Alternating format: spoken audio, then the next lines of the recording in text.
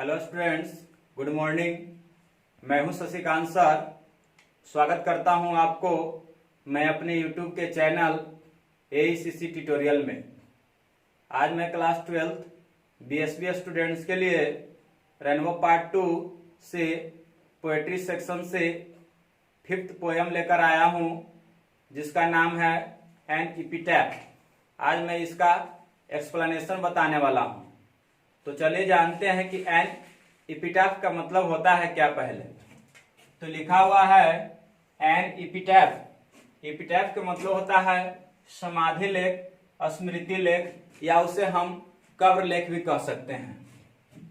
अब एपिटैफ जो वर्ड है वो कैसे बना है उसके विषय में पहले बता देता हूं। तो एपिटैफ वर्ड जो है लैटिन ग्रीक वर्ड एपिटाफियन से लिया गया है। लैटिन ग्रीक वर्ड है एपिटाफियन, उससे लिया गया है। यहाँ पर ईपी का मतलब हो रहा है, दो भाग में इसको तोड़ा गया है। ईपी और टैफोस दो तरह से तोड़ा गया, इसको ध्यान देना है। ईपी मीन्स एट और ओवर। ईपी का अर्थ यहाँ पर है एट या ओवर, मतलब किसी के ऊपर। टैफोस मीनिंग होता है टर्म। टैफोस का अर्थ हो गया टर्म, अर्थात जो किसी टर्म के ऊपर या किसी ग्रेव के ऊपर कुछ लिखा जाता है तो उसी को हम एपिटाफ कहते हैं। जब कोई व्यक्ति मर जाता है और उसके कब्र पर या समाधि पर उसके एक शिला होता है, पत्थर होता है, उस पत्थर पर जब उसके याद में कुछ लिखा जाता है या वर्णन किया जाता है उसके विषय में, तो वही समाधि लेख या स्मृति लेख या कब्र लेख कहलाता है। अब देखिए यहाँ पर बता दे रहा हूं कि an epitaph is an inscription. An epitaph है क्या? एक शिलालेख है, या हम इसको स्मृति लेख भी कह सकते हैं। An epitaph is an inscription. An epitaph क्या है? एक शिलालेख है। और ए टर्म किसी समाधि पर, और ग्रेव किसी कब्र पर, इन मेमोरी मतलब कि याद में, ऑफ द पर्सन उस व्यक्ति के याद में, बरीड देयर जो व्यक्ति वहां पर दफनाया हुआ है, गड़ा हुआ है। तो कह सकते हैं कि किसी दफनाए हुए या गड़े हुए व्यक्ति के याद में जो शिलालेख लिखा जाता है वही हो जाता है एपिटाफ, वही एपिटाफ कहलाता है। जब व्यक्ति कोई मर जाता है और वो दफनाया रहता है वहां पर, उसी के कब्र पर हम किसी पत्थर पर उसके विषय में हम लिखते हैं या वर्णन करते हैं, तो वही कब्र लेख कहलाता है। अब देखेंगे अबाउट द ऑथर, लेखक के बारे में। तो लेखक इसका है Walter de la Mare. Walter de la Mare याद रखना है, वाल्टर डे ला मेयर है।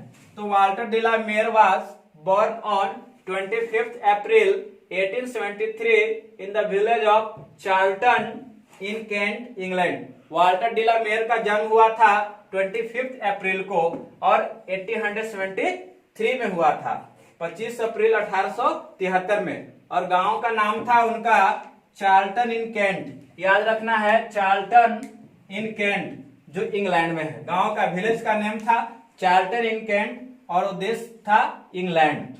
ही डाइड ऑन 22 जून 1956।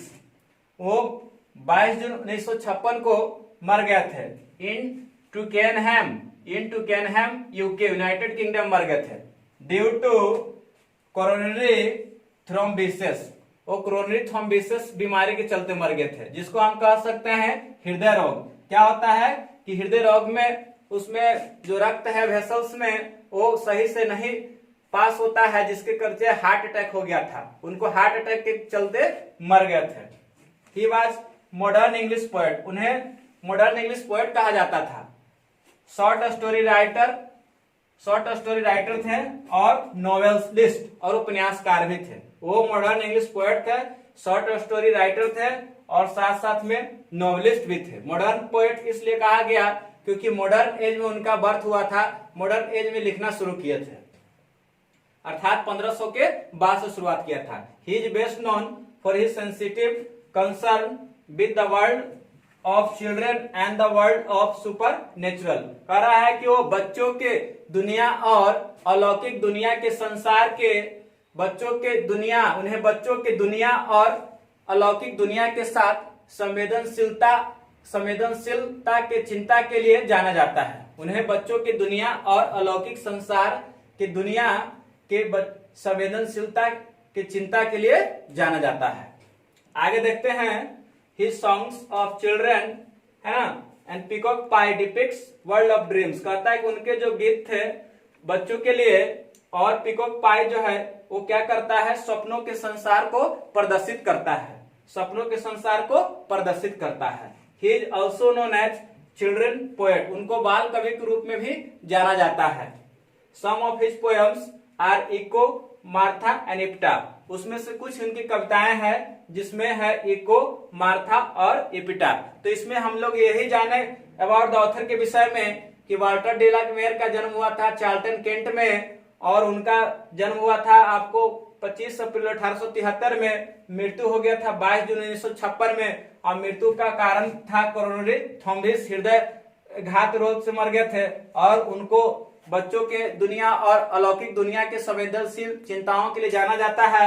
और वो क्या क्या थे, तो पोएट थे, नॉवलिस्ट थे, शॉर्ट स्टोरी राइटर थे, और उनको बाल कवि के रूप में भी जाना जाता है। चलिए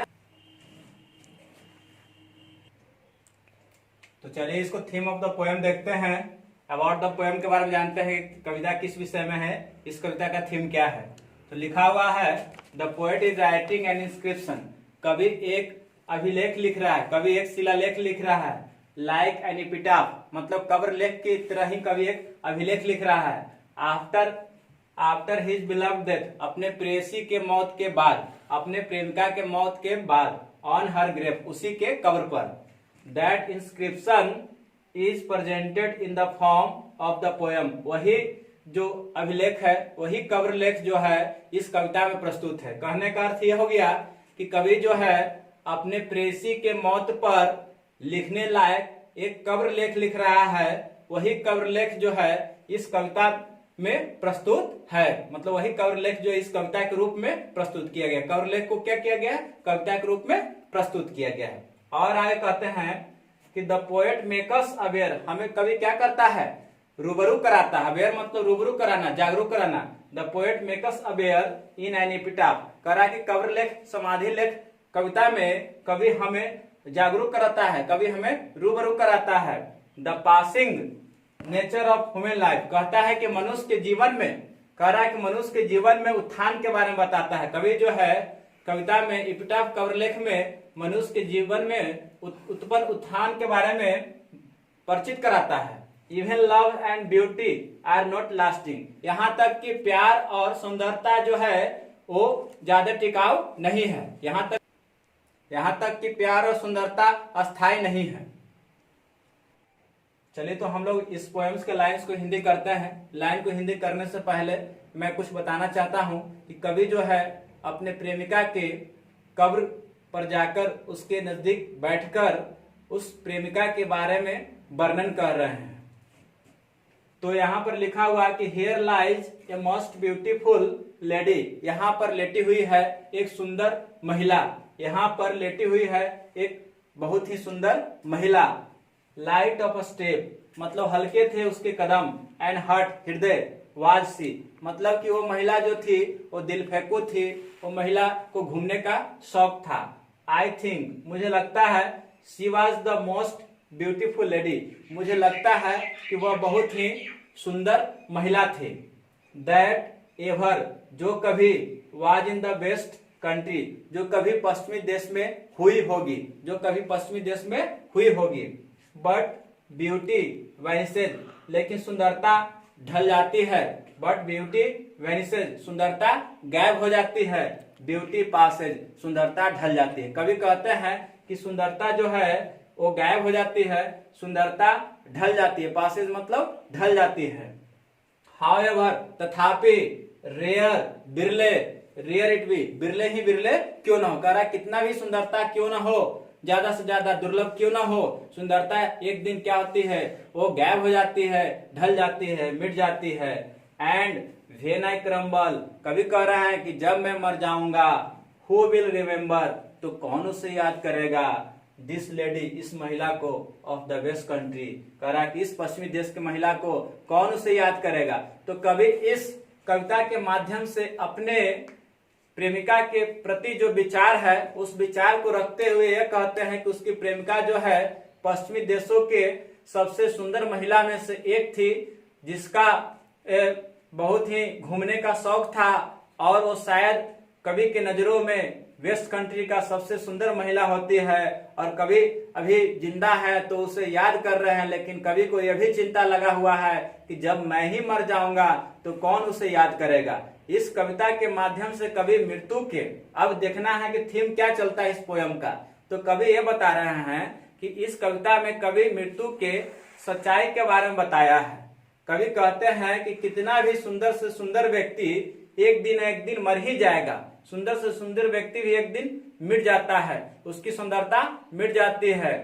मृत्यु कह रहे हैं कि सुंदरता क्या है, मृत्यु है, सुंदरता मृत्यु है। लेकिन मृत्यु के सच्चाई के बारे में बताया है कि मृत्यु एक सच्चाई के रूप में सदा विराजमान है। कवि बताते हैं कि मृत्यु जो एक सच्चाई के रूप में सदा विराजमान है, अर्थात हमें कर्म करना चाहिए, कर्म सबसे प्रधान है।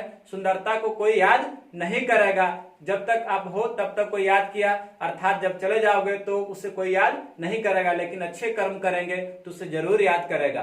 तो हमें अब उम्मीद होगी कि आप जो इस कविता को हमारे द्वारा हिंदी पढ़े होंगे तो जरूर आपको समझ में आया होगा। तो लास्ट में मैं यही कहूंगा कि इसको लाइक, शेयर और सब्सक्राइब करना है। Thanks for watching my video.